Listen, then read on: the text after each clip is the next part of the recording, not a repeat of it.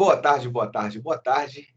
Iniciamos a nossa aula nesse dia 6 de agosto do ano de 2020, do período da Covid, e hoje nós vamos iniciar um conteúdo massa. Nós vamos começar a falar hoje da República Velha, em sua parte República Oligárquica, ou do café com leite. E esse primeiro momento vai ser para poder falar sobre as características políticas que vão permear a República Velha. E é um conteúdo de importância ímpar por dois motivos. Um, não fica nenhum ano sem cair no Enem uma questão que vai sair dessa aula de hoje, que vai ser o que é voto de cabresto, coronelismo, política dos governadores ou dos estados, comissão de verificação de poderes e a política do café com leite, o clientelismo que envolve a política brasileira, o chamado fisiologismo, também conhecido por nós como o famoso toma lá da cá. Então, atento nessa aula. Firme na missão, que vai ser massa. Senhores, muito boa tarde, boa tarde. Antes de começarmos a nossa aula propriamente dita, você estava aí ouvindo um som do Rincon Sapiência, muito bom, para esses períodos de quarentena. É bom escutar um som diferente, ver uma batida, uma levada, é massa. E o primeiro detalhe é, esse conteúdo que você está vendo agora é um conteúdo que não faz parte da sua próxima prova. Você sabe que o seu conteúdo começa lá em Estados Unidos do século XIX e vai até a República da Espada no encilhamento, beleza? Até o encilhamento da República da Espada. Eu coloquei lá no estuda.com uma lista de exercícios de revisão sobre estes conteúdos, beleza? Já está lá, são 20 exercícios para você poder fazer, ver como que você está naqueles conteúdos, se você está acertando bem ou errando. Neles existe o gabarito e o comentário da resposta, por que é ou por que não é. Nós vamos usar aquela revisão para poder tirarmos dúvida na semana que vem. Semana que vem, a gente tem 2 aulas, tem aula dobrada de história para poder fazer a revisão antes da prova, beleza? Então, você vai fazer o quê? Você vai fazer aquela lista de exercícios, se você já não fez, lá no estuda.com. Se você errou, você já consulta o gabarito e vê o comentário da questão, para saber por que você errou. Se você não conseguir compreender, anote qual a dúvida que você tem. Mas por que não seria essa? Por que não seria aquela? Porque nas aulas da semana que vem, a gente vai retirar dúvidas primeiro daquela lista de exercícios, beleza? E a outra novidade é que eu vou trazer uma lista nova, para ser feita justamente durante a nossa aula. Uma lista de 20 exercícios sobre aquele conteúdo, e a gente vai fazer como no Enem. 3 minutos para cada questão. Ó, questão tal, pum, 3 minutos a gente marca. Rapidinho. E aí é o tempo do Enem. Fez a questão, por que você marcou essa? Por que você marcou aquela? Acertou ou errou? Então, a gente vai fazer uma revisão desses conteúdos da prova através dos exercícios. E, é claro, todos vocês que têm dúvidas já podem anotar. Perguntas também serão respondidas com toda certeza. Valeu? Show de bola, então. Vamos começar a nossa aulinha, que esse assunto de hoje dá pano para manga. E antes de começarmos a espelhar os slides, que eu já coloquei para vocês lá no blog, esse conteúdo ele é um conteúdo que, primeiro, eu falei que ele cai no Enem todo ano. Esse é o primeiro motivo, né? E o segundo motivo desse conteúdo ser tão importante é o fato de que nós vamos ter, meu camarada, a base da política brasileira atual sendo consolidada nessa época que nós estudaremos hoje. O que é esse clientelismo? O que é a relação do brasileiro com a política? Qual que é a ideia do toma lá da cá, que a maioria acha que é o que compensa, ou é o que é o verdadeiro, ou é onde eu me dou bem? Como que se controlam as pessoas com voto? Como que se elege pessoas sem você saber quem que é? Como que você dá o seu voto em troca de quê? Para poder cobrar o que depois? Hoje, se você ficar desse lado aí, você vai ver com a mente bem aberta que coisas que aconteceram há décadas e décadas e décadas atrás continuam, meu camarada, a permear a vida de boa parte de nós brasileiros. E eu, enquanto professor, o que me agrada e muito é o fato de eu poder falar com as pessoas uma ideia melhor sobre política ou sobre como que é o seu papel nela, né, cara? Por quê? Porque às vezes você não precisa de convencer 40 alunos, 50 alunos, 1.000 alunos de uma vez. Em cada ideia dada, se um conseguiu absorver, ele já é o multiplicador daquilo, sacou? E eu acho que não estão aqui para dar ideia errada, beleza? Então, presta atenção na aula de hoje a respeito de política e de como você se posiciona, a respeito de como você vai votar, se ele é importante ou não. A gente começa a falar agora, porque nós estamos numa república. O nome da nossa república é a República Nova. E como na história do Brasil é muito criativo, todos os nomes e tudo mais, nós estamos na República Velha. Lá é a nossa origem. Vamos lá. Como que funcionava essa República Velha? Como que funcionava esse sistema político da República Velha? Observem que os slides que eu vou começar a espelhar para os senhores agora, eles passam a ter uns números à esquerda, beleza? Que é falando em que lugar da apostila nós estamos. Então, toda vez que você for assistir uma aula, traga a sua apostila e coloque do lado. Ah, por quê? Porque aí vai estar indicando em que lugar da apostila nós estamos. Os slides seguem a sequência da apostila, beleza? É a parte mais importante do conteúdo. É o que você tem que saber da matéria. E vai indicando onde nós estamos, beleza? E para você se localizar. Bem, a primeira coisa que vai acontecer, de quando a gente fala de República Velha, não há necessidade de você ter que aprender ou decorar qual presidente da República fez o quê. Não precisa. Se você for observar na sua apostila, você vai ver que ela é dividida como? Olha nesse slide, um ponto, tá vendo? É onde nós estamos na sua apostila, nesse capítulo, nesse conteúdo. Beleza? Faz calma aí que eu acho que deu uma... Aí, voltou. Ótimo, show de bola. É onde nós estamos nesse capítulo, nesse conteúdo. Eu trouxe essa primeira tela para te mostrar o seguinte. Primeiro, quando você fala de república oligárquica, o que seria uma oligarquia? Oligarquia é governo de poucos. Na ocasião, esses poucos seriam quem? Os mais ricos e poderosos. Que nessa ocasião seriam quem? Os grandes proprietários rurais, os latifundiários, os donos do agronegócio. Que, diga-se por passagem, desde a época das capitanias hereditárias, é a coisa que mais dá certo e mais dá lucro no Brasil. Inclusive, se você for observar, nesse período de pandemia que passamos, o agronegócio brasileiro continua a todo vapor. Então, nós não estamos aqui para poder falar se é ruim, bom, positivo, negativo, se é de direita ou é de esquerda. Eu estou para te afirmar que, historicamente, calma aí, deve ter um brother nosso com o microfone aberto. Eu já vou dar uma fechada de leve. Aí, ó, show de bola. Pronto. Já ativei e voltamos à nossa aula. Deixou o microfone aberto aí. Às vezes as pessoas esquecem. Problema não. Nada a ver, não. Vamos voltar lá. E aí, como eu estava te falando, meu camarada, o que acaba por acontecer? Quando você fala desse sistema político brasileiro, de como que as coisas acontecem, de presidente por presidente, república oligárquica seria a república de governo de poucos. Uma oligarquia, um governo de poucos. E os poucos seriam quem? Os mais ricos e poderosos, que nessa ocasião seriam grandes proprietários, beleza? Esses grandes proprietários que eu falei que, desde sempre na história do Brasil, o setor que mais dá lucro, desde as capitanias hereditárias. Foi assim com a cana, com o tabaco, com o algodão, e nesse momento, o café é o produto rei, beleza?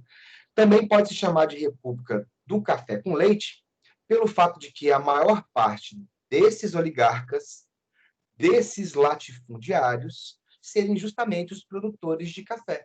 Então, uma república oligárquica é um governo de poucos. Governo de poucos quem? Latifundiários. Latifundiários de quê? De café no Brasil, que estão principalmente em dois lugares, São Paulo e Minas.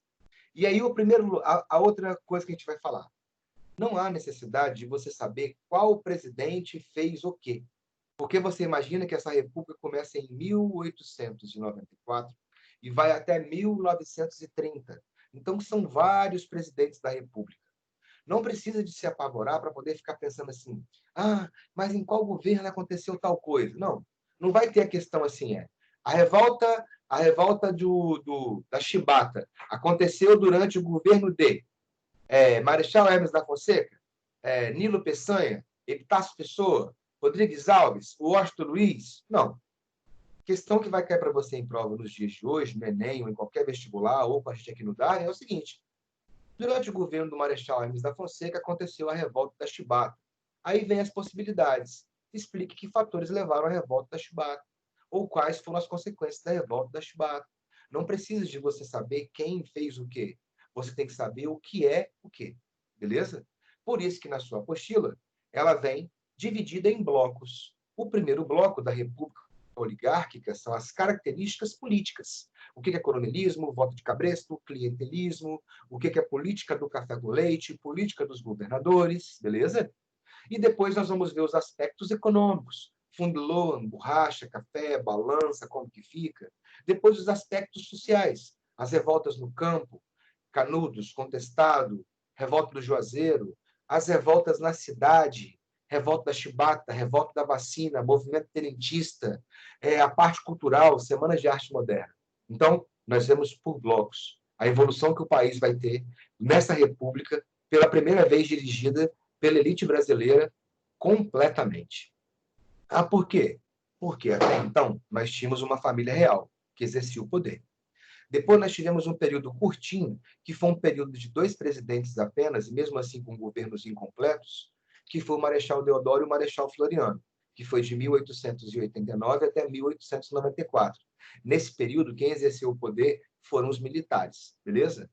E aí? E aí agora nós temos pela primeira vez uma república onde quem governa é a oligarquia, onde quem governa é a elite brasileira, e é aquela elite mais rica do país. Observa que detalhe interessante. A Europa também passava por movimentos de característica liberal, movimentos de característica liberal burguesa, onde a elite tendia a ocupar o poder dentro do Estado. A diferença é que quem está tomando o poder dentro do nosso Estado não vai ser uma burguesia, que quase sempre é ligada à questão de comércio e de indústria, mas sim a uma oligarquia aristocrática, dona de terra, latifundiária. Beleza? E aí, começamos a entender agora. A elite agrária brasileira, dona do agronegócio, que sempre foi o setor que mais deu lucro, inicia o processo de domínio do Estado na sua amplitude maior, beleza? E esse sistema, é claro, já vai ser moldado num modelo mais liberal, mas, ao mesmo tempo, em um modelo em que me coloque em vantagens ou mantenha algumas coisas do modelo anterior. Uma delas é o tal do voto do cabresto e do coronelismo.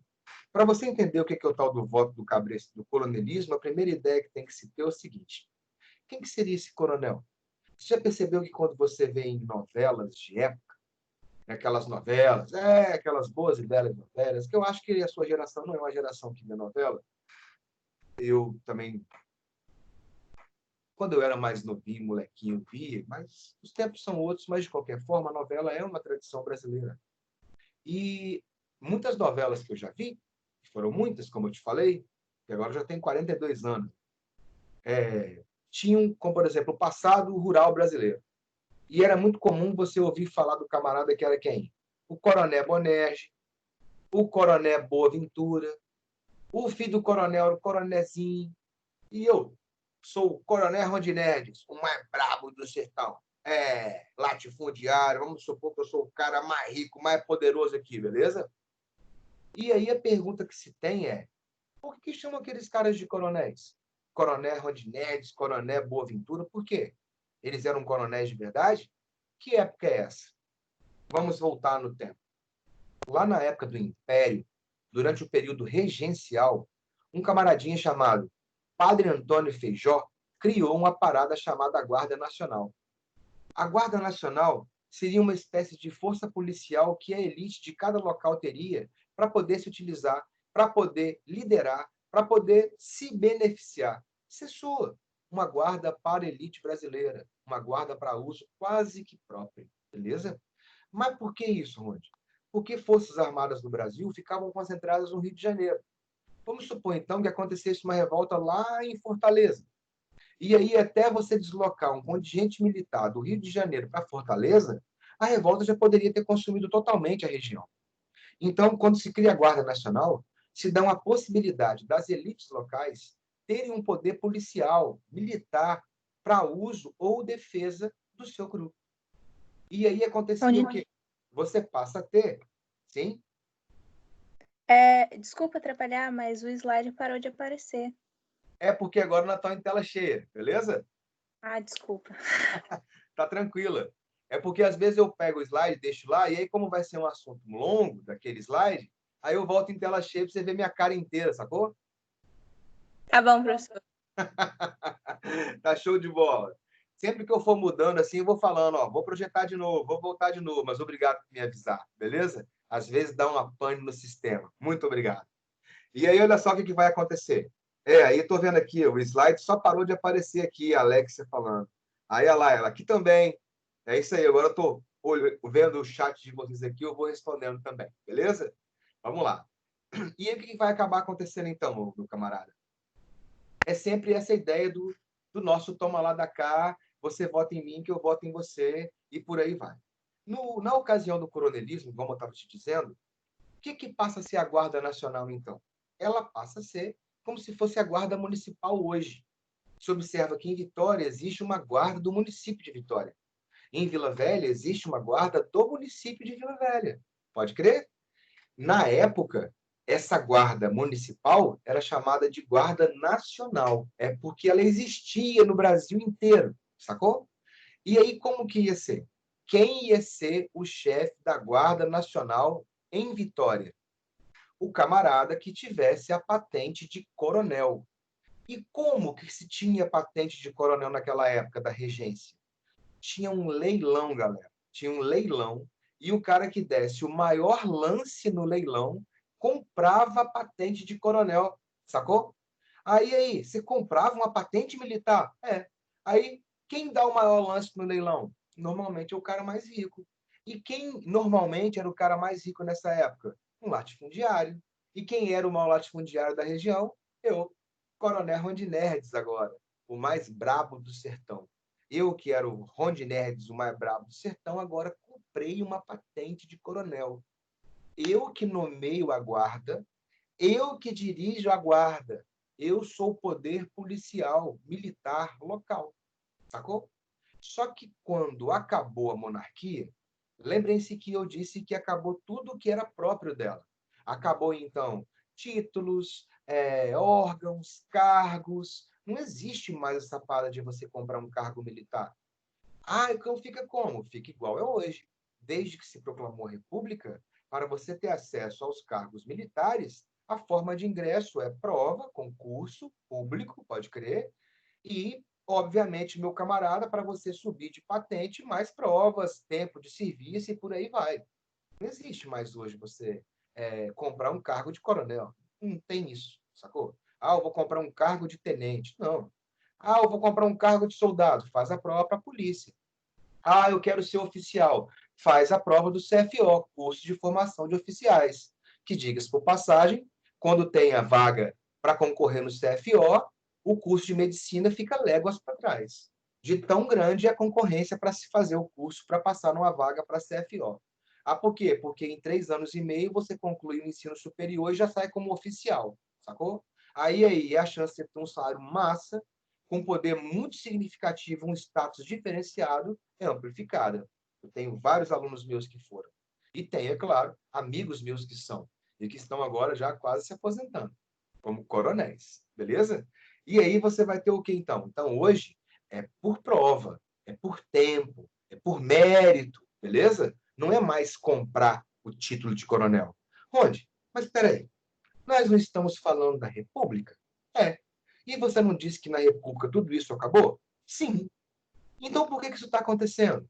Porque, meu camarada, a República derrubou a monarquia em 1889. Nós estamos em 1894. Só tem 5 anos que nós deixamos de ser monarquia para virarmos uma república. As coisas não mudam tão rapidamente no meio social ou no seu próprio meio ou geração. Não mudam. Então as pessoas continuam chamando pela tradição de se chamar, porque era costume de se chamar. Então, peraí. Durante a República Oligárquica, quando eu falo que um camarada ele é um coronel, quer dizer que ele é um grande proprietário rural. Isso aí. Ele é um latifundiário. Isso aí. Chamam ele coronel pela tradição de se chamar da época da monarquia, onde se comprava o título. Isso. Agora não compra mais, né, Rony? Não. Então ele é latifundiário. Ele pode até fazer uma prova e passar. Ele pode ser os dois. Comprar, não mais. Beleza? Então é pela tradição. Tanto é que você vê em novela o fulano de tal, o coroné, e o filho dele é o coronezinho, como se passasse de pai para filho. E aí, Voltando para os nossos slides agora. Voltando para os nossos slides, você vai perceber o seguinte. E qual que é a importância desse coronel, Rondinelli? Para a política que você falou que vai se formar na República Brasileira. A importância do coronel é a seguinte. Eu sou o coronel Rondinerdes, o mais brabo do sertão. Eu sou dono da maior quantidade de propriedades de terras rurais aqui em Vitória. Quanto maior a quantidade de pessoas que moram nas minhas terras, que trabalham nas minhas terras, maior é o meu curral eleitoral. Como assim? Repete para mim aí que eu não entendi. Eu sou Coronel Rodinedes, o mais brabo do sertão. Sou um latifundiário.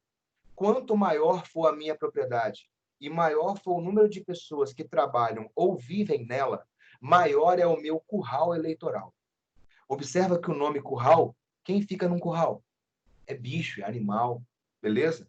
É assim a ideia de quem é o dominante para quem é dominado.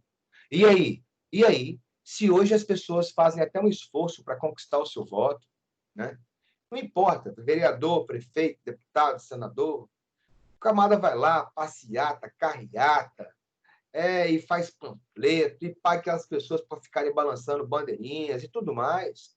Nessa época aí, subir morro, entendeu? Beijar os moleques catarrento, beijar os velhos.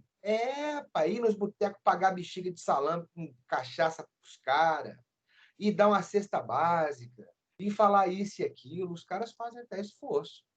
Onde? Você está de sacanagem? Não, fazem até esforço.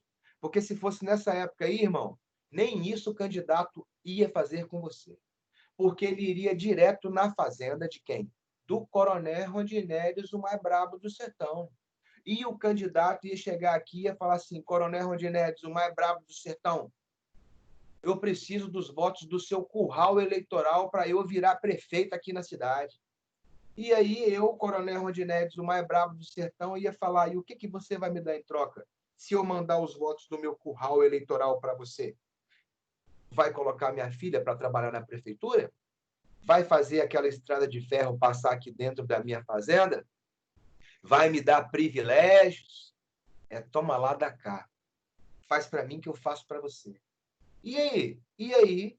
Se ele me oferecesse uma quantidade boa de benefícios, eu, coronel Rondinelli, encaminhava os votos do meu curral eleitoral para ele. Mas encaminhava como? Através do voto de cabresto. E o que é um voto de cabresto? Um voto de cabresto é um voto forçado, é um voto manipulado, um voto controlado pelo coronel e seus capangas, que conseguem fazer tal meio funcionar, que conseguem forçar você a votar no candidato que ele quer. Vamos supor que eu sou o coronel Rodinedes, o mais brabo do sertão, e vocês são as pessoas que moram na minha fazenda, beleza? Vocês fazem parte do meu curral eleitoral, moram nas minhas terras e dependem de mim, e vão obedecer a mim. Na hora que vier a eleição, vocês vão votar no candidato tal. Vai votar no candidato tal. Qual candidato? É o Joselito.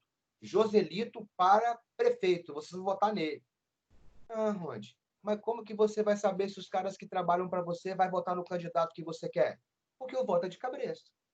Mas o que tem a ver voto de cabresto? O cabresto é essa corda que você coloca na cabeça do animal e leva ele onde você quer. E por que eu vou fazer isso? Vai colocar isso na cabeça de uma pessoa? Não, mas eu faço você fazer o que eu quero. Por que eu faço? Porque o voto na época era aberto. Todo mundo via em quem você estava votando. Então, se eu falasse para você votar no candidato Joselito, você ia votar no candidato Joselito. Porque na hora que você fosse colocar o voto na urna, os meus capangas iam bem estar vendo você colocar o voto lá. E se você colocasse o voto, marcasse o X, porque o voto aberto é assim, ó. Vou abrir aqui agora, vou voltar para você ver, ó. Imagina aqui, ó. Nós temos aqui uma cédula, tá vendo? E aí tá aqui a cédula. Dois candidatos, Zé Ruela e Joselito. Beleza? Zé Ruela e Joselito. E aí? E aí, na hora que você fosse colocar a cédula na urna, todo mundo ia ver em quem você estava marcando X, ó. Que era no Joselito. Todo mundo vendo, ó. Ah, e se eu marcasse o X lá no Zé Ruela? Ah, meu camarada, os meus capangas viram que você votou no candidato errado. Aguarde e confie. E outro detalhe, na maioria das vezes, o coronel nem dava a chance dos seus dependentes, do seu curral eleitoral, marcarem a cédula. Mas como? O coronel já entregava a cédula com voto marcado para cada funcionário. Eu já te entregava a cédula assim, ó. Já te entregava a cédula marcada. Você só ia pegar aquela cédula e colocar na urna. Você concorda comigo que a chance de você votar num candidato diferente é quase zero. Ah, mas se no meio do caminho eu pegasse uma cédula que estava no meu bolso e enfiasse na urna? Beleza? Os meus capangas iriam ver. E quando você sair ali, a giripoca ia piar. O pau ia quebrar. Você ia tomar muita pancada. Primeiro, você iria sofrer violência. Sem contar a possibilidade de que na hora você estivesse voltando para casa, você simplesmente desaparecesse. Ah, como assim? Assassinariam você. A chance existia. E com toda certeza, eu ia mandar você embora da minha propriedade. Você, sua mulher, seu filho, seus catarrentos. E você acha que perder emprego na roça é igual perder emprego na cidade? Na cidade, você pode perder o emprego hoje e arrumar um emprego hoje. Na zona rural, se você perde o emprego agora, você pode até arrumar um emprego agora, mas você só vai começar a ganhar daqui a vários e vários meses ou anos. Ah, por quê? Porque você, quando começa a trabalhar na roça, nessa época, era tocar café, lavoura de café. Você acha que eu vou te dar uma lavoura de café produzindo? Não. Você vai ter que plantar uma lavoura de café. Vai demorar 5 anos para começar a produzir. Você vai querer perder todo o serviço acumulado da sua lavoura de café já produzindo comigo, Coronel Rondinelli? Não vai, não. Você tem que estar com medo. Se você vai ter medo de perder o emprego que sustenta você e sua família, é claro que você está. E tem um outro detalhe. E aí eu volto a espelhar o conteúdo. Se você votasse no candidato que eu quero, porque o voto é aberto, então eu vejo em quem você está votando, porque você tem medo de sofrer violência, pode ser espancado, pode ser morto, porque você depende de mim economicamente. Eu posso te mandar embora com mulher e catarrentos. Você poderia me ver como uma pessoa tirana. E para eu conseguir ludibriar o meu tiranismo, eu me torno seu padrinho. Aí você fala como? Eu sou fazendeiro, Coronel Rondinedes, o mais brabo do sertão, vocês são os meus empregados, que assistem agora essa aula, na nossa suposição, para você entender, é claro. E aí? E aí, quando vocês forem se casar, quem você acha que vai se oferecer como padrinho do casamento? Para dar o melhor presente, fazer aquele churrasquinho regado a cachaça? Quando nascer o catarrento, quem você acha que vocês vão convidar para ser o padrinho do filho? Vocês vão me convidar, o cara mais rico da região. É quase sempre assim. E vocês estão ligados que padrinho, se não é parente de sangue, se não é parente de sangue, é quase considerado como se fosse. Então você vota no candidato que eu quero, nesse formato de voto de cabresto. Por quê? Você sabe que o voto é aberto, é fácil de ser fiscalizado, tem medo de sofrer violência, tem medo de perder o seu emprego. E ainda porque você vota no padrinho do meu filho, no Padim Rondinelli, o mais bravo do sertão. O Padim pediu para votar, eu voto. Sacou? E assim caminha a humanidade, em passos de formiga e sem vontade, porque é assim até hoje. Se você for na roça, vejo lá, tem 42 anos. Os camaradas dos fazendeiros chegam e falam aí, ó, todo mundo vai votar no candidato tal, hein? Se o candidato tal não ganhar, eu não garanto emprego de vocês aqui na minha roça mais não, hein? É assim. Ou ainda fala, ó, churrascão no dia da eleição, o candidato tal tá bancando, todo mundo traz o título de eleitor, que eu vou copiar o número do seu título para poder saber se você votou no candidato tal ou não, hein? Só por causa da festa o povo já vota. Por causa da cachaça com churrasco, o povo já vota. E se o camarada coloca que ele tem que trazer o título de eleitor para anotar o nome, falando que vai saber em quem ele votou, a maioria dos brasileiros tem uma condição de alfabetização e de acesso tão precária que os caras acreditam que eu anotar o meu número de título de eleitor, ele vai saber se eu votei no candidato A, B, C, D ou E ou não. E aí? E aí eu voto de cabresto continuando nos dias de hoje. A educação faz você sair da onde você está agora e ir para o espaço, né? Literalmente falando. Ir para a NASA, para Júpiter, para Marte, é educação. Mas não precisamos de ir tão alto, não. Se nós soubermos, por exemplo, como utilizar a educação em benefício próprio e na nossa construção enquanto cidadão, ao saber que eu não poderia ser manipulado tão facilmente, de que o voto que eu estou dando é para quem, em troca de quê? Para aqueles que vendem um voto deles com a cesta básica, ou por uma promessa disso, daquilo. Você vendeu o voto para o cara. Você acha que você vai poder cobrar o quê dele? Ele vai falar que ele comprou o seu voto, sacou? Boa parte de vocês agora aí estão com 16 anos. Alguns tiraram o título, outros não. É uma chance ímpar de você mudar a sociedade num grau muito maior, portanto. Ah, mas eu não sou obrigado. Beleza. Você não é obrigado. Show de bola. Mas você, por não ser obrigado, acha massa outro escolher quem vai te governar? Seria a mesma coisa com a roupa que você utiliza? Ah, eu tenho 16 anos, posso deixar outro escolher a roupa que eu vou usar. Ah, eu tenho 16 anos, eu posso deixar outro escolher o que vai ter no meu cardápio de almoço e janta. Ah, eu tenho 16 anos, eu vou deixar outro escolher qual que vai ser a minha religião ou em que eu acredito. Ah, eu tenho 16 anos e eu vou deixar outro escolher quem vai governar o lugar que eu vivo. Sacou? Quando a gente começar a perceber que a nossa importância enquanto cidadão e no uso desse voto é algo desse nível, se você não abre mão de nada do que eu falei antes, você vai abrir mão do cara que vai governar o lugar que você vive, as leis e as regras que regem sua vida, bola para frente. Essa próxima aí é massa. Política do café com leite. Ah, o que é a política do café com leite? Essa aí caiu na minha prova há um tempo atrás. A professora perguntou: o que é a política do café com leite? E aí você colocou na sua prova o quê? É porque São Paulo produz café e Minas produz leite. E a professora, muito possivelmente, pegou e foi lá e ó, 10. Tirei 10. E aí, meu camarada? E aí, o que vai acontecer? Você não pode colocar isso na sua prova dessa vez, não.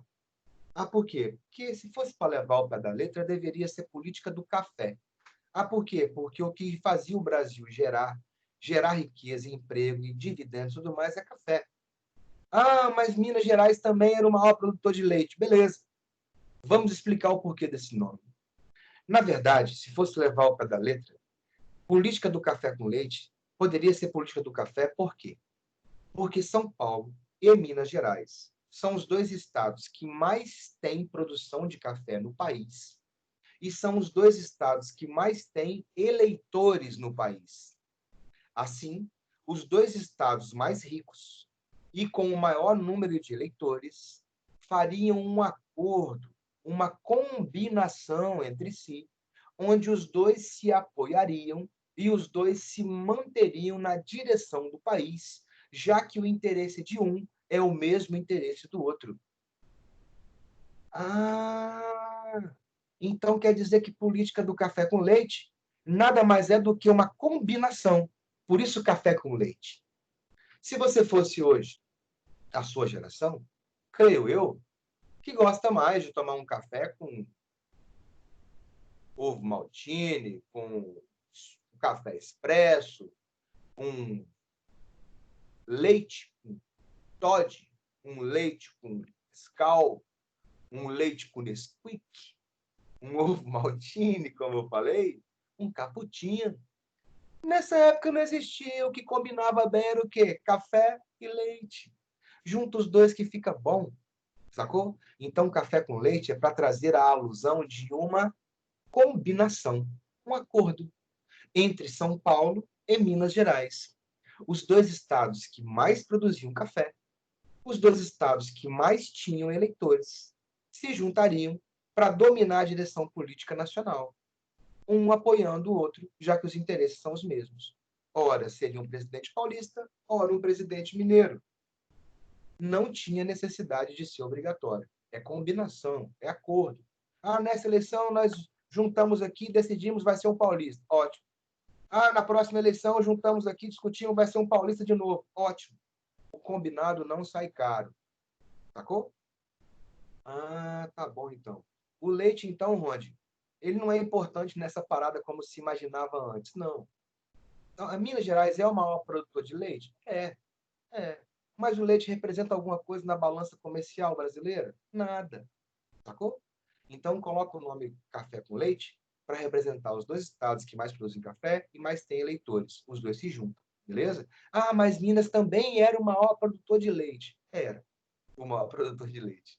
Mas, como eu estou te dizendo, não é porque produzia leite que Minas era importante. Ok?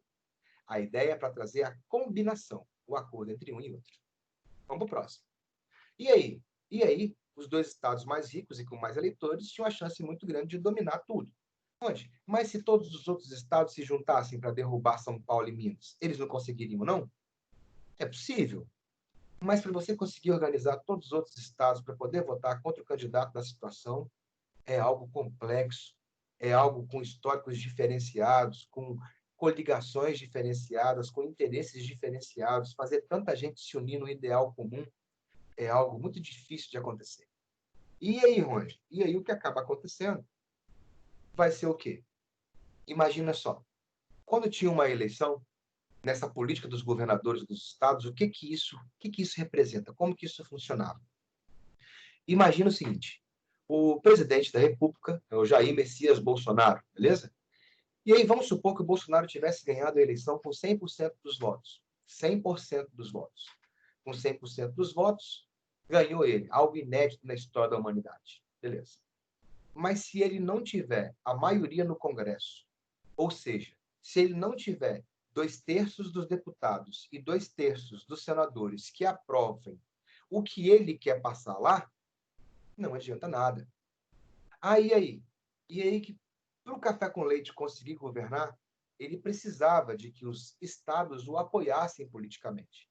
Vamos supor que Minas e São Paulo ganhassem a eleição. Tem mais voto, tem mais eleitor, vai ganhar a eleição. Mas você ganhar a eleição para governar o país é uma coisa. Você conseguir governar o país é outra. Porque se você não tiver a maioria no Congresso para aprovar as medidas que você prometeu em campanha, isso não vai rolar. Beleza? E aí? E aí, eis o estratagema de São Paulo e Minas Gerais nessa situação.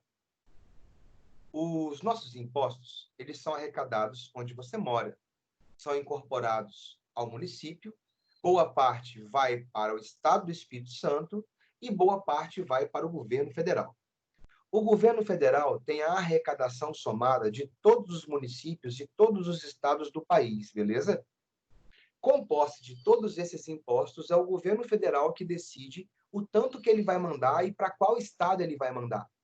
Olha só essa onda. E aí, Ronde? E aí, imagine a seguinte situação. O Espírito Santo está entre os 10 estados que mais mandam dinheiro para o governo federal. E na hora de receber o dinheiro de volta, o Espírito Santo quase sempre fica nas últimas 3 colocações.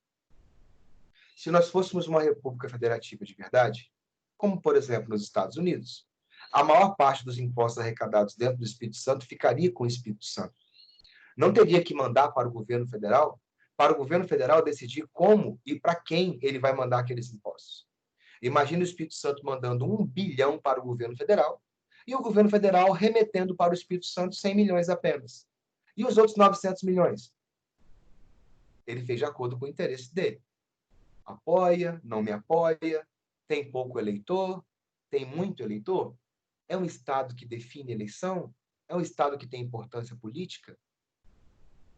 Se nós fôssemos uma república federativa de verdade, seríamos um Estado bem mais rico do que nós somos agora, com toda certeza. E aí, Ronde? E aí funciona assim. Vamos ao exemplo da vida real para você sacar. O Bolsonaro foi lá e colocou a Lei X para ser votada no Congresso Nacional. Quem do Espírito Santo vota a favor ou contra a Lei X do Bolsonaro? Muito bem. Se é no Congresso, só podem ser nossos deputados federais e nossos senadores. Pois bem, quando o Poder Executivo Federal, o presidente da República, Jair Messias Bolsonaro, colocar a Lei X para ser votada no Congresso Nacional, os deputados federais capixabas e os senadores capixabas deveriam votar a favor da Lei X. Ou seja, apoiar o governo federal. Por quê, Ronde? Não é tomar lá da cá?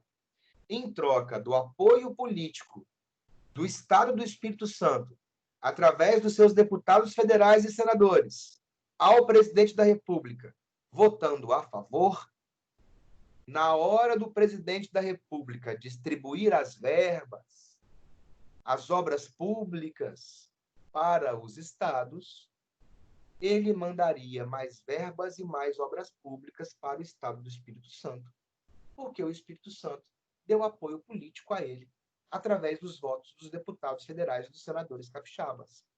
Onde? Pode crer. Mas por que tem o nome de política dos governadores? Porque quando o governo federal, não é o governador que vota a favor ou contra as leis do presidente. Quem vota a favor ou contra as leis do presidente são os nossos deputados e os nossos senadores. Mas quando o presidente manda a verba para o Estado, quem é que recebe a verba do Estado para poder governar o território? Quem é? Os governadores. Sacou? E aí, resumo é fácil. Se o Estado do Espírito Santo der apoio político ao café com leite, o café com leite manda dinheiro para aqueles que estão governando o Estado do Espírito Santo. Beleza? Os que governam o Estado do Espírito Santo, recebendo muitas verbas de obras públicas, têm condição de tentar fazer bons governos ou comprar votos e outras coisas e se manter no poder para sempre. Então, se você me apoiar politicamente, eu mando muita verba para o seu Estado, você consegue fazer um governo com muitas obras e muitos benefícios à massa, e aí você vai se mantendo no poder para sempre, na sua região, desde que você me apoie aqui no governo federal para mandar o país inteiro. Difícil, né? Difícil, né? Olha como que é. Onde é assim até hoje? É assim até hoje. Onde? Mas qual que é a chance de um candidato, então, de oposição ganhar uma eleição a nível federal? É quase zero. É quase a mesma coisa. Você já percebeu que a maior parte das pessoas votam nos candidatos que aparecem mais tempo na TV, que tem mais artistas falando dele, ou que ele é mais bonito, ou que ele tem a melhor proposta? Não, é quem aparece mais na televisão, é quem é mais bonito, é quem traz mais artista, é quem é mais isso e aquilo. É quem aparece nas pesquisas de opinião do jornal AYZ como primeiro lugar, do cara falar que não vai perder o voto dele, então ele vai votar em quem está primeiro na pesquisa. E aí? A maioria vota sim. Você já escolheu o candidato por você mesmo? Sem pensar, por exemplo, que a mídia está te influenciando, ou o professor esteja te influenciando, sacou? Ou a sua religião esteja te influenciando. Você já se perguntou com base nos seus valores, se você escolhe com base nos seus valores, ou daquilo que está pressionando você naquele momento maior? A imagem, a TV, a minha religião, a minha família. Percebe como que é complexo? Mas voltando, a chance de um candidato de oposição ao café com leite ganhar uma eleição nessa época é quase nula. Porque se você for de oposição, eu mando pouco dinheiro para o seu estado. Com pouco dinheiro, você faz pouca verba, pouca obra. Com pouca obra, o seu governo é ruim. Seu governo é ruim, você não ganha a próxima eleição. Sacou? Mas vamos supor que mesmo sem apoio do café com leite, eu fui lá e me candidatei ao Senado e eu ganhei como senador do Espírito Santo, sendo contrário ao café com leite. Beleza? Ganhei a eleição, mas não vou ocupar o cargo. Aí você fala por quê? Porque, na época, o governo federal, liderado por Minas e São Paulo, criaram uma comissão de verificação de poderes. Um órgão que iria analisar o resultado de todos os candidatos que venceram as eleições naquele ano. E aí, vamos supor, café com leite que nomeia a comissão, que vai verificar o resultado da eleição. Aí eu fui candidato ao Senado, fui eleito, e você foi candidato ao Senado, foi eleito também. Beleza? E aí, chegou e falou assim, ó, o fulano de tal aqui, ó, segunda K de Vila Velha, ganhou para poder ser senador ou senadora. Quem que é? É a Alexia. Beleza. Alexia. Essa tal Alexia, ela é apoiadora do café com leite? Ela é. Beleza. Nem mais vai fazer nada. Se ela é apoiadora do café com leite, nem vai investigar o resultado da eleição dela, nem nada, já fala, ó, pode diplomar ela. Como assim diplomar?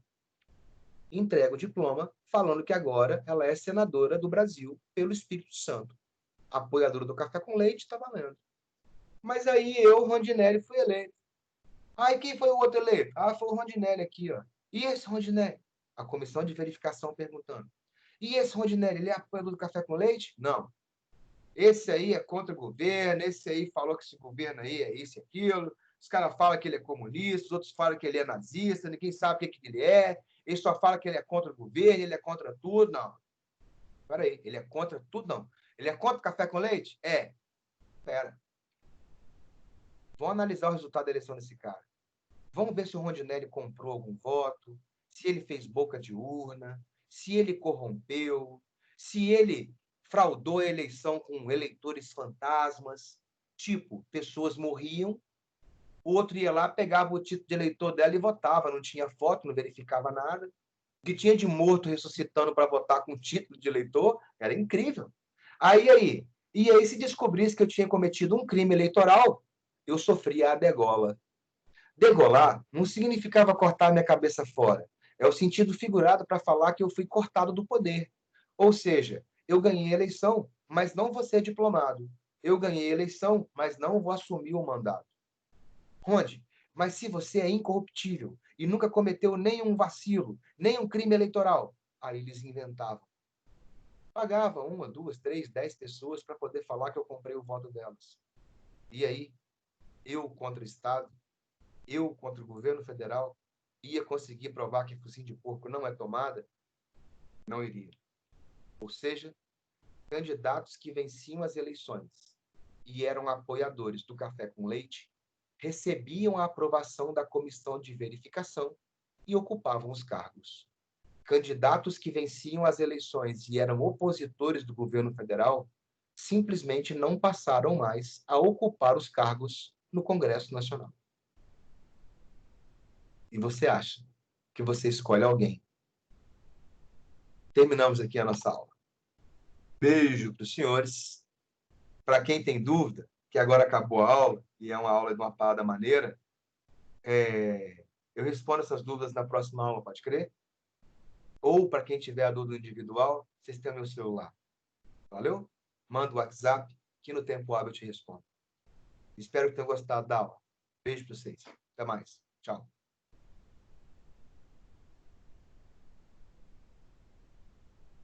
Tchau, Gabriela. Tchau, Ana. Tchau, Laila.